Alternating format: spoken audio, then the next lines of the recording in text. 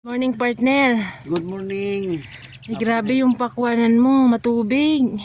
Yes, partner. Ano na to? Palaisdaan na eh. Hindi na watermelonan. Pero alam mo ba na ayaw talaga ng pakwan yan, Yes, tubig? alam. Ang pakwan kasi, ang watermelon, ang ugali talaga niya, gusto niya yung walang tubig. Kaya sa desierto dapat yan. Kasi ang gusto niya, yung tubig lang na ibibigay mo sa kanya, enough na yun. Hindi pwede nakababad sa tubig kasi takot sa tubig siya, pero kailangan din niya ng tubig.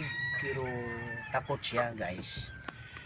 So ang nangyari dito nung 36 days siya, yun ang momentum sa bunga niya, yung take off niya, guys. Kaso may bagyo. So pag bagyo, guys, so wala na tayong magawa doon. So ginawa na lang paraan na man-neutralize ang tubig kasi palayan to. So ang dam nag-release ng tubig. So bumubulusok dito. At saka itong katabi niya, guys, wala pa sa preparasyon kaya medyo nagka-complex sila kasi nag-pull siya, sapong. So ang tubig dito dumaan, guys, sa kuwan. Feeling ko sinadya yun para pumasok dito Yun nga ang tubig. problema, medyo may konting inggit, guys, kasi wala pa sa oras ng prepare, kaya nagalit yung mga tao iba dito. Sinapungan niya dito, guys, yung tubig doon sa may dinaanan ng halimaw.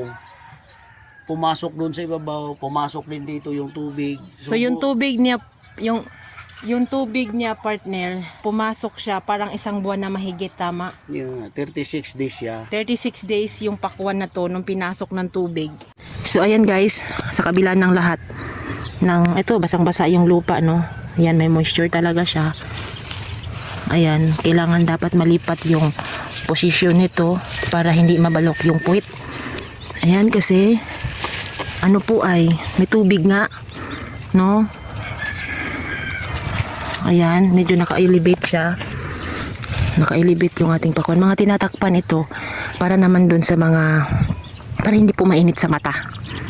Ayan.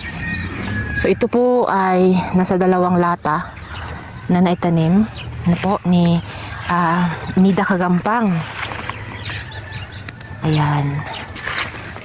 Ito po ay, ayan, sobrang nakaka-inspired pa rin. Hindi talaga nawawala yung bilib natin sa organic.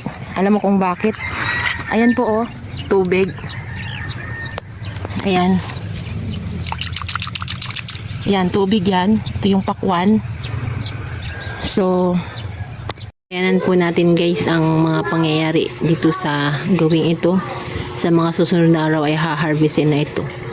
Ang maganda dito po ay hindi talaga nagamitan ng kahit na anong lasong chemical. Ito po ay alagang organic, full harvest.